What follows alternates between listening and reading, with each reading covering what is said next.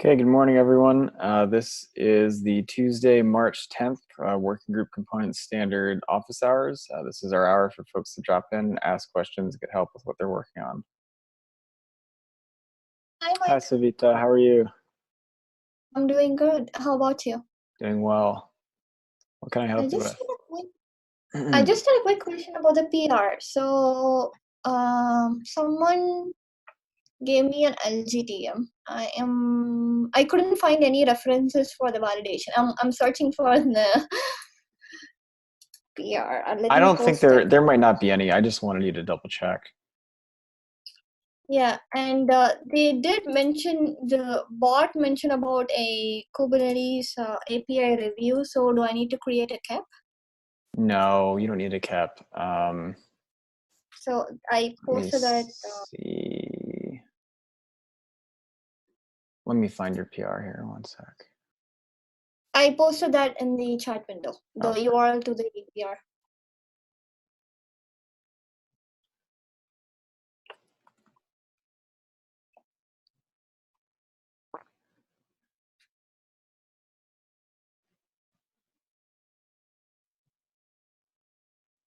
No, I think that's fine from the bot. Like this overall thing has already been API reviewed as something we're Okay. going through. Yeah. All right, perfect. So what would be the next step to get the approved label? We need to add a release note to your PR description too. I'll do it so that you can just see what the format is. Okay. So I was not understanding what that is, so I'm gonna ask the next thing, like what is that release note thingy? Every time a release goes out, like the first draft of the release notes gets auto-generated from these Uh-huh. on every PR, and then people go through and edit it to clean it up. Oh, okay.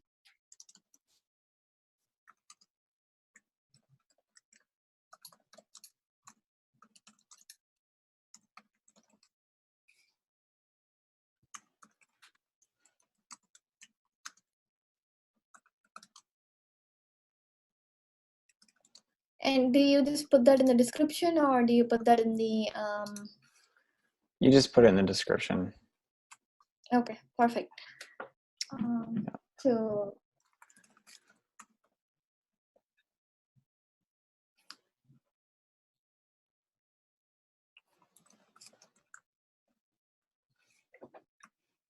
and is it okay to merge this against master? Yes. Okay. It will not, we're in code freeze now, so it won't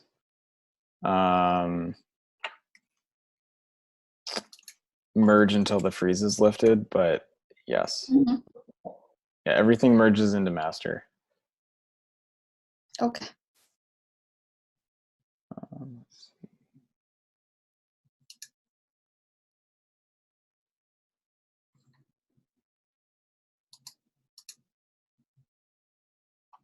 All right, so that fixed the release note label. So if you go into edit your the original Perfect. comment, And you put in a tag there. Okay. yeah, I you'll see that. see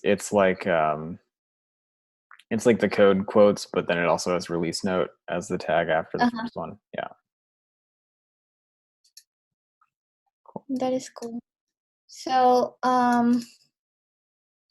all right, so once this gets I got an LGTM, I need to get another approve, right? From the Yes. approver. I will approve it and see how much that gets you, but you might still need more.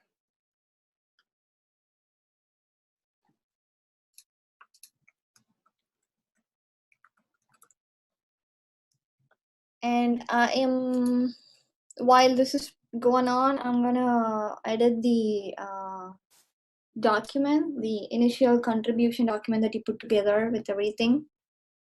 So I think the Bazel build is removed, or there is a PR or kept to remove the Bazel build from the Kubernetes build system. So I'm just gonna wait on that. That's a big project. Oh, actually, do you want to squash your commits too before we? Yeah, I will squash it.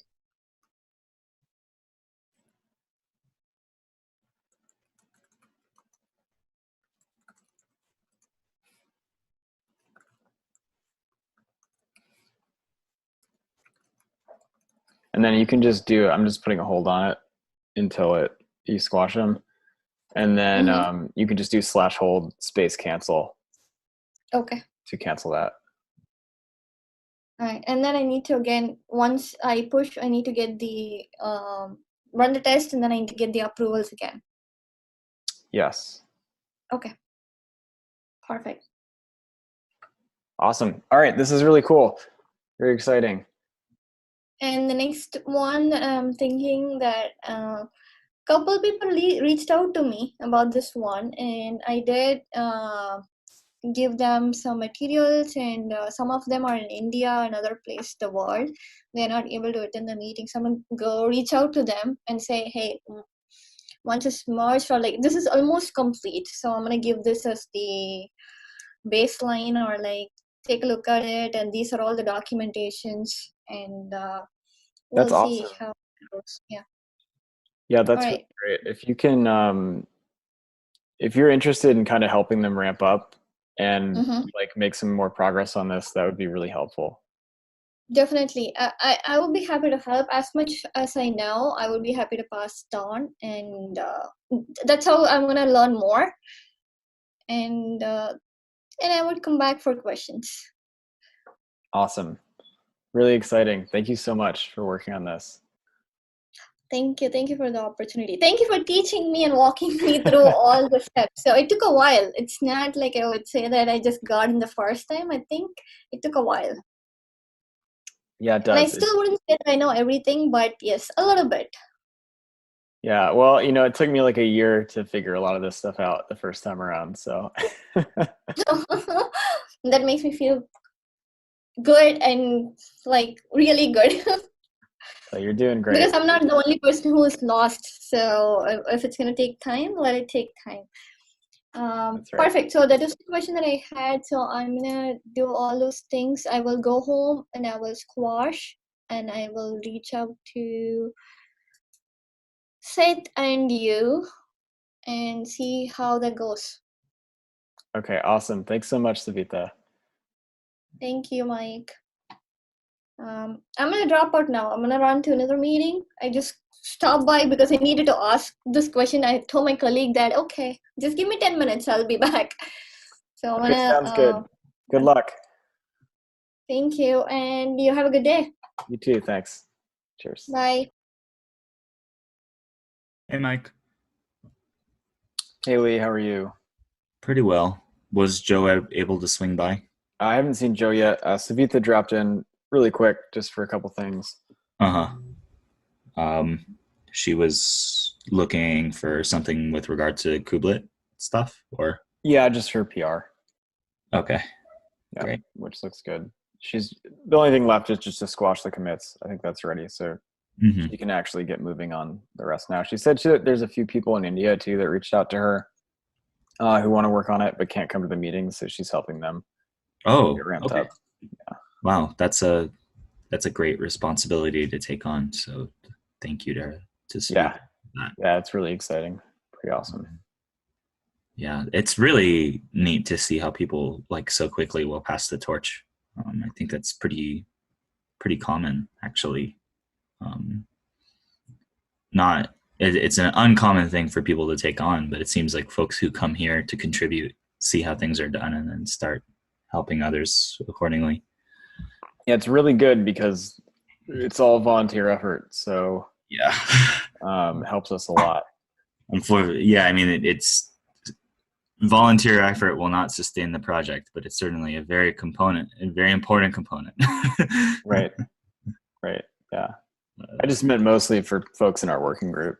Yeah, we are certainly asking a lot of these folks. And then, yeah, you and I haven't chatted in a while. I've been working behind the scenes with Chris Hine, who, I didn't even mention this in the project management thing. Chris has a proposal and an example PR open for getting component config for the manager into controller runtime. getting that. Say that again. I'm not sure I parsed that right. Yeah, controller runtime creates controllers. It's used in Kube Builder, and it has a thing called the manager that manages all of the controls. Mm-hmm. And the manager has a bunch of config options that are currently either they hard default or they have a few flags. And basically, Chris got really excited last KubeCon about some of the things that we were doing with component config and with config custom resources. And some of like how these ideas overlap. So he and I have been working on the talk for KubeCon, and that has promoted some of his priorities. So he's working on getting component config into controller runtime and usable in Kube Builder. So awesome. That's really good. Do you know if Alex is looking at any of that stuff that they're doing? Because that's pretty much the same space as like, controller manager is not running on that framework, but it's the same problem space. It is the same problem space. I probably should inform Alex about that work. I'll CC him on the PR and then DM him the link for Chris's proposal, as well as his example. We have this thing called GitHub controller that we're trying to improve a little bit for GitOps use cases and stuff that he is porting the controller runtime work to have an example result for the work. So cool. It's a bit interesting because we're trying to like emphasize backwards compatibility, which ends up being a little bit different than our actual component config implementations in the core stuff, because they already had a config struct. Okay. Did they have, I don't know the details, but like what, I mean, most config structs, unless they also contain like things that can only be represented at runtime, would work. Yeah, Right. it also was pretty flat, if I remember correctly. Yeah. Like if you might just it have would to be add like a type meta to it. cool to promote that, yeah, into something internal. But basically, I think Chris just built an interface instead with a bunch of getters and setters. So the component config ended up implementing the interface or something like that. And then he has a step for using the interface to populate the existing config struct. I'm not sure from a design perspective it's totally congruent with what we've been doing, but it does walk, talk, and act like a component config. Okay, that's cool. Yeah. They have to take. You want to send me a link to that? Yes, I can. Stuff? Yeah. He just pinged me. Cool. I can take a look at that. Let's see.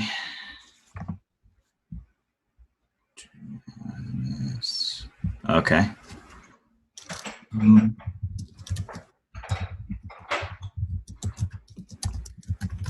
Joe's not going to be able to join. Oh, he said he can't now. Not too bad. Yep. So be it. He's working on it.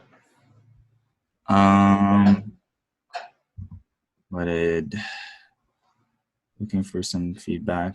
Proposal with controller runtime. Vince just replied. I'm going to mention.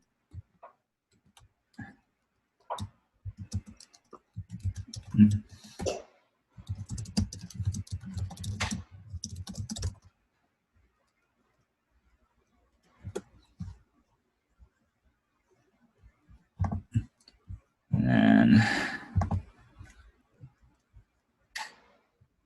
I did just mention you in Slack. and that has a link to his proposal, and then the proposal has the issues with the documentation as well as the link to the GitHub controller example. Yeah, there's a few comments that I left here. 818. Yes, it is 818. Cool.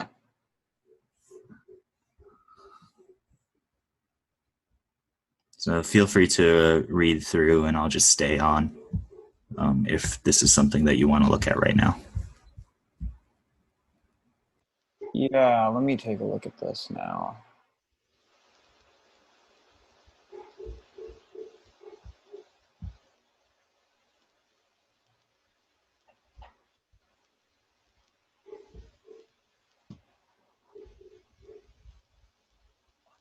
Okay, so the summary seems to track with what we're doing.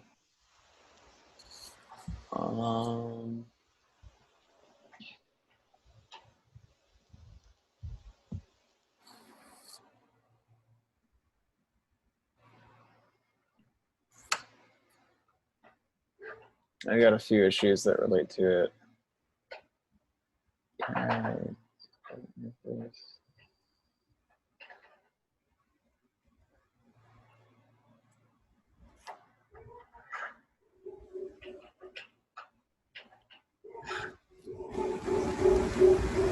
Why do they need this interface?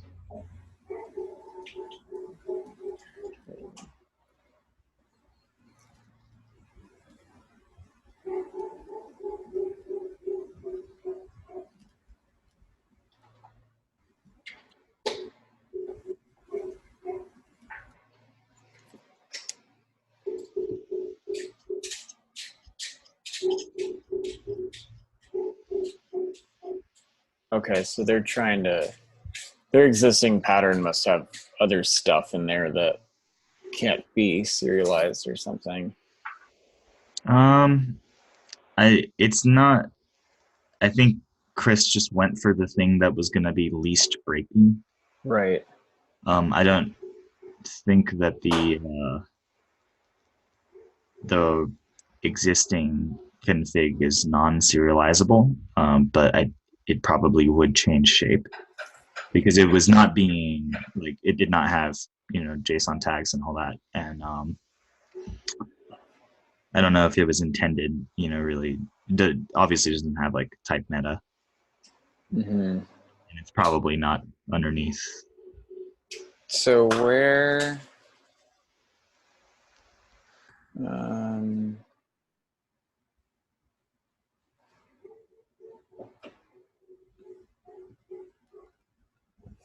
why does new from component config takes a rest.config?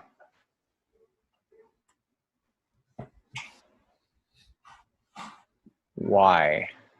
Unless that is the thing. Yeah, the REST config, we would Where's new? want to hydrate a REST config from the contents of the component config?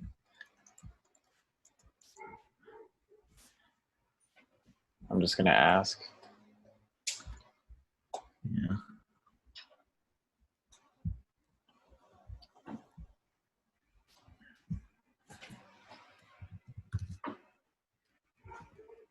Unless the manager, sounds like this manager is like the object that runs at runtime.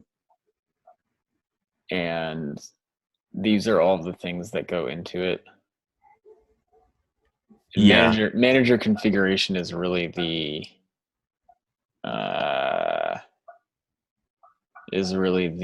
component config. At least an interface around a component config, and all of this other stuff is going into this manager object, although it's where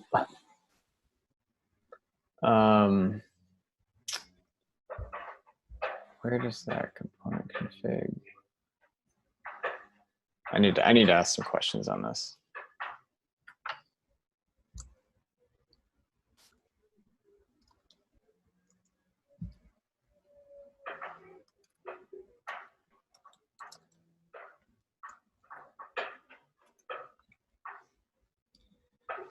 Yeah, there is, if you go to package v1 alpha 1, he's got a stub of default controller configuration, which has a spec field as well as a type meta.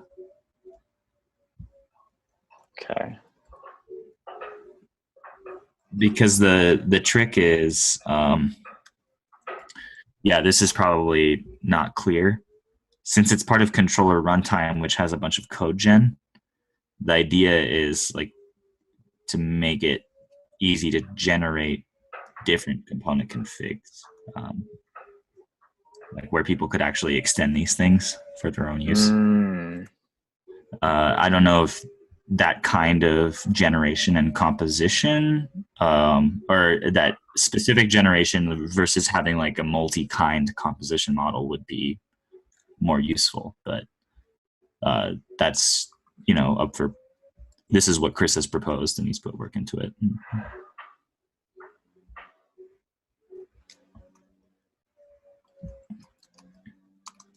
So yeah, when you look at the default controller configuration section and then see, how he mentions this would allow a controller author to use a struct with any config that supports interface compliant structure. So the kind here is foobar controller configuration, right? And then the spec has a section that has all of these runtime configurations from the manager interface inside of it.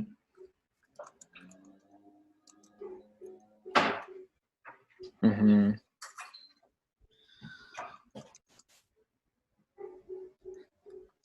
And so this is a bit funky, right? Because controller runtime combined with Kuhn Builder, allows people to create these bespoke command line APIs, which mostly look like each other, right? They have all these shared kind of origins, and the code gen produces the same flags, hydrates the same configs, all that.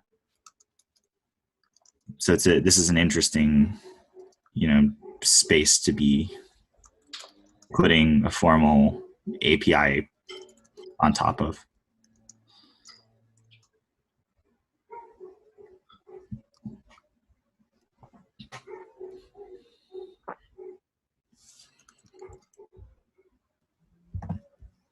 Mm-hmm.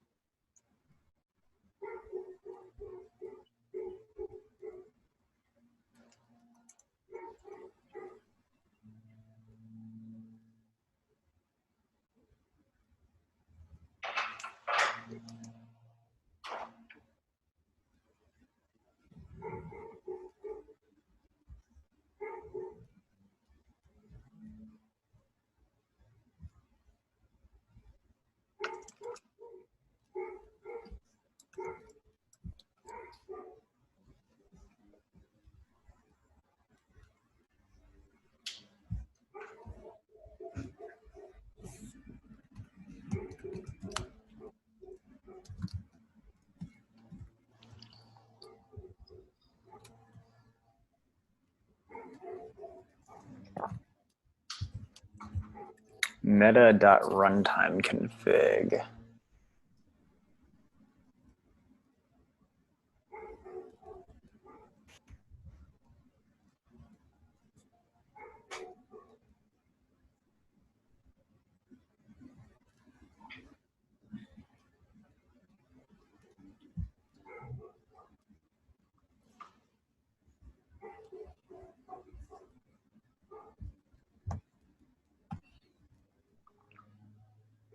So this is like a separate runtime config for each subcontroller. Uh, I'm not sure I'm following this that's right. a really good point, because the manager really doesn't have subcontroller configs in this proposal. Yeah, I mean, they're not saying put this in the manager. This is like a separate. Well, it is a configuration for the manager. When you look at like This the embeddable component config type section sounds like I have to. we can expose a meta runtime config type that can be embedded similar to meta v1, like type meta and object meta.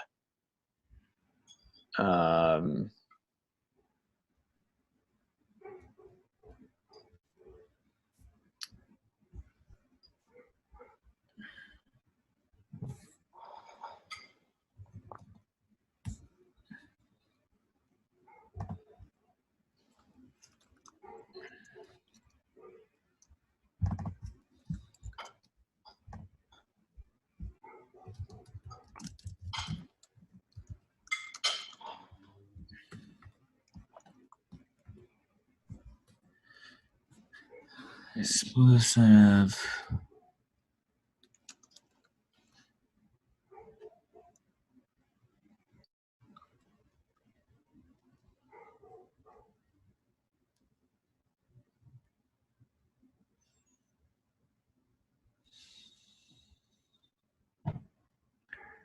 Oh, and he says he even proposes where this should live, but if it's generated, then that actually is not uniform, so that should almost be imported.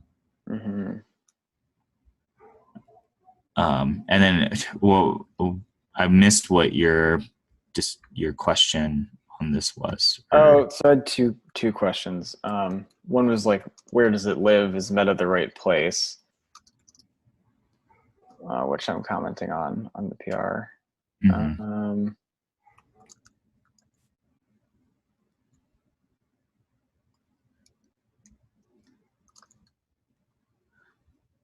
Because it's not metadata, it's configuration. Like it's what, host and port you're on. It's not like the name of your object or the type of your object. Oh, he's actually proposing that this live in API machinery, isn't he? In not just in API machinery, but yeah, in Meta v1. In Meta v1 alpha 1. I do think it would be fine. And he doesn't say v1. He says alpha here. So that would is there an alpha v1 alpha 1? That seems like it wouldn't follow inside of API machinery because we would be into v2 alpha, wouldn't we? An API group. v1, I think in some cases you can have like we can add a kind. I don't know. It's I don't know how common that is. Because you can add fields and kinds to existing API versions. So I think in some cases, like people might maintain like a v1 alpha 1 that's always backwards compatible or compatible both ways with the v1. I actually don't see it's a little weird. A v1 directory inside of Kubernetes API machinery package API.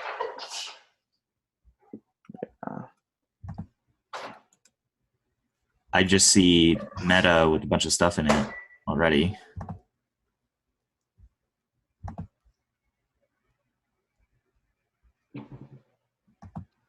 So this is not versioned. This is internal API machinery stuff that you build code on. Part of the leaky part of API machinery versioning.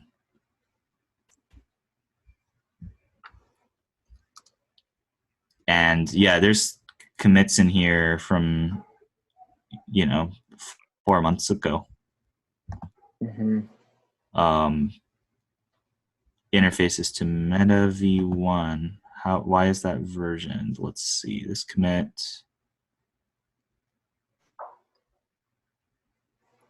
where are these packages published? I'm kind of You're just looking for MetaV1 and API machinery. yeah.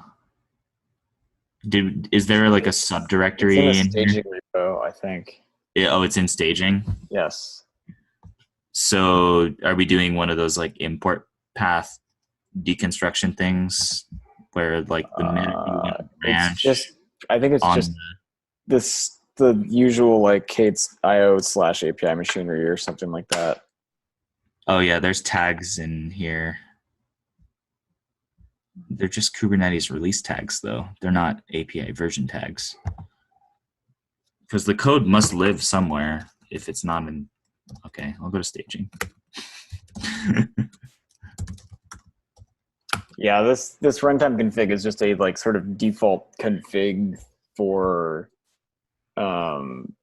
controllers. Like it's the base config that every controller is expected to need.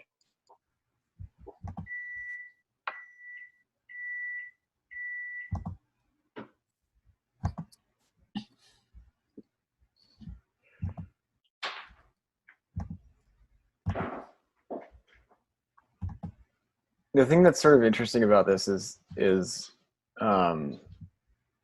controller runtime is a separate like projects inside Kubernetes. Mm-hmm. So putting a lot of these options in the core repo instead of in the separate projects repo doesn't really feel aligned with the pre-existing layering. Well, we have the staging repo with this API machinery portion as a future breakout. Yeah, but it's like API machinery is concerned with APIs and defining APIs. Controller runtime is concerned with defining controllers. Okay, yeah, and actually my first intuition as to where that should be imported from is actually a controller runtime repo. So, right. I yeah, wouldn't expect this to be an API machinery. I think is that runtime type that would be embeddable. I would expect it to be its import path to be from controller runtime. Yeah.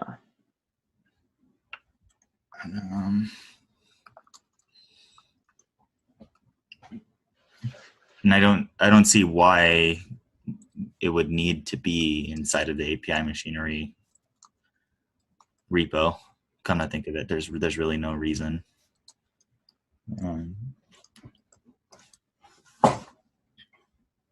So.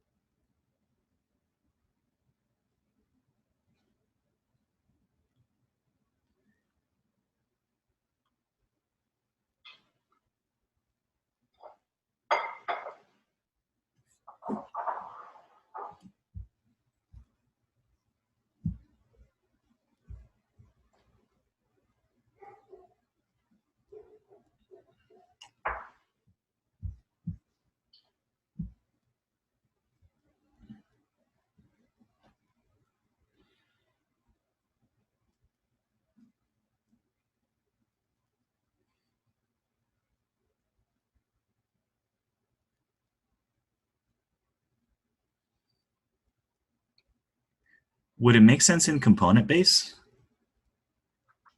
Maybe. Like if say API server wanted to use it, I think it could make sense in component base. I have to think about that because again, it is specific to controllers and it's specific to things that the controller runtime project is doing right now. I mean, like it's basically a wrapper type to like these are big. It is, yeah. So it could be useful there. I think it would be okay to have something there and then have controller runtime depend on that.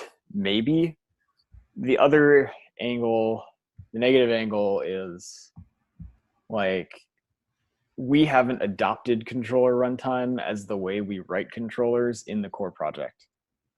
Okay. Yeah. Right. Well, we can always So move the type later. right. So if we sometime in the future did that, the easiest thing would be to just then depend on controller runtime for it, which once it's stable wouldn't break anything. It'd be like a little bit of extra complexity, like due to historical like development, but it's not the end of the world. But if we do it now, it's sort of a leading decision that I don't know if we should be making. Well, ultimately, I would think that in the end, if the type is supposed to be in component config, that we would decide at some point to move it. And that would just we might decide to move it at some point into component base, but the thing there is, controller runtime would be used both for the core project and other things that would break if we move the type. Well, we would just publish provide the new version of the type. Yeah, we wouldn't have to could maybe alias it. Yeah, I would just runtime, but I just want to, and I would also be quite keen actually on looking at some sub packaging techniques for Go modules for component base, because our repo does not have to be our unit of packaging with things like Go module proxies now. Mm-hmm. Oh, that's interesting. It's still, how do you if you're doing separate packages in there, how do you do releases? Because we're still version tagging in Git. Yeah, that gets weird because that still covers the repo.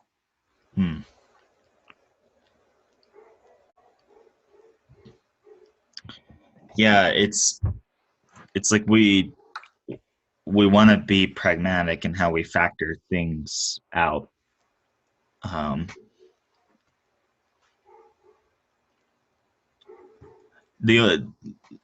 So for instance, with this runtime config, living in controller runtime, and then say that the controller manager, eventually starts to look really similar to it, and we decide that we want to, converge those APIs into the same one. Then at that point, it might go into component base if the community has not adopted controller runtime, right? Because you would just, right, looking to avoid somebody having to potentially vendor or even just, download and build controller runtime in order to just get that type.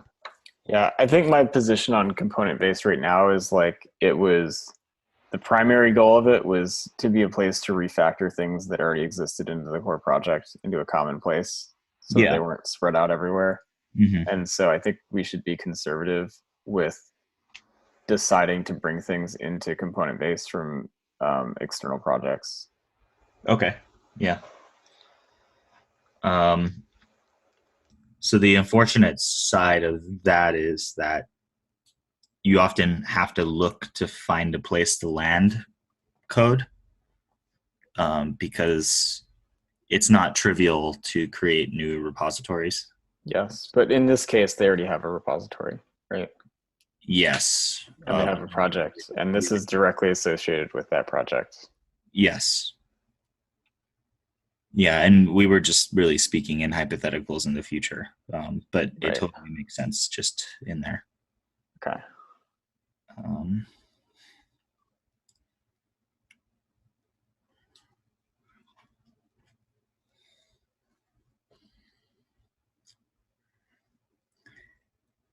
Yeah, when I think about the releasing with the sub packaging strategy, it's you just release them all at once. It's the simplest way to do it.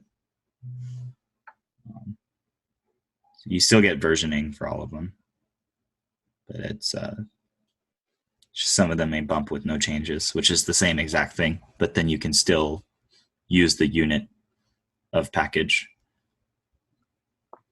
Mm-hmm. This is already what we do for stuff that gets published out of the staging for GoMod support. Oh, sure. Okay. So it's on a Yeah, repo that's an approach where you publish out to separate repos and then version tag the separate repos. Yes, but basically what I'm getting at is all of those repos get the same tag bumps, regardless of whether or not the code Thing has changed. Oh, Yeah. okay. Right. Yeah. So in the same way, if you had multiple sub packages in a single repository, right, you could just version it as one thing. But then you can still use the individual packages. Yeah, I liked it wouldn't really work for us, both because we write in a language that doesn't support it, and because I think the way our project treats versioning is more complex than just like the interfaces in code. But I really liked Elm's automatic semver Yes. approach. Yeah. That was quite innovative. Yeah, but I think our API, like, we would need some fairly advanced static analysis to properly detect changes in our APIs. That would be pretty wild. I don't know Yeah, what tools are available to do that kind of analysis. yeah. And there are also cases where we justifiably break the rules and break things. Yeah, and then Anyway, Barrett Shepard complained so about it on Twitter. yeah, but it's like sometimes it's just necessary. Yeah. Or the people who make those changes, have different goals and incentives, right, than the folks who are consuming them. Because it is a little, like hypocritical to have clients and code and community practices that are so entrenched, like in the Go implementation of these things, and then have API versioning, like with all of our API machinery, and then be breaking those rules there. Like it's Darren. Did you see Darren's recent tweet about this? It's just like yesterday or the day before. No, I don't really hang out on Twitter. No, not a big social media person. I'll just read it to you. It's pretty fair assessment of like what the state of versioning is with Kubernetes. And where did he say this? Yep. He says, for all the theory behind Kubernetes API versioning, and I'll link this to you so you can just read it actually. Yeah. But yeah, effectively saying that in practice, these things have leaked and broken down, which is true.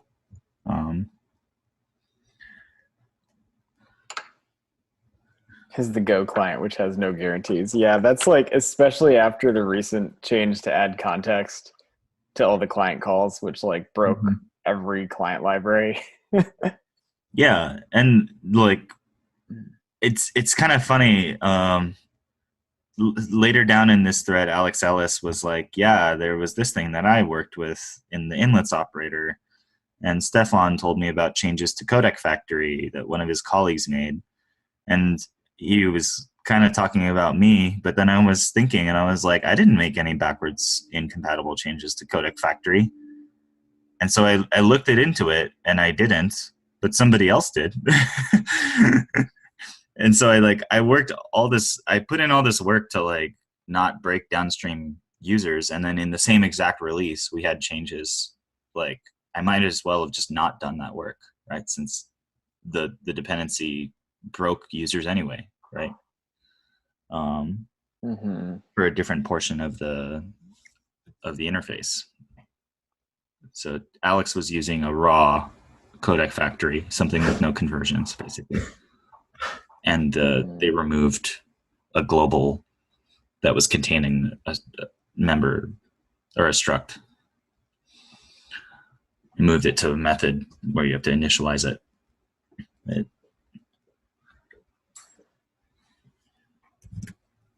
Yep. Yeah, he summarizes it pretty well. I mean, we've all dealt with all those pain points. Mm-hmm.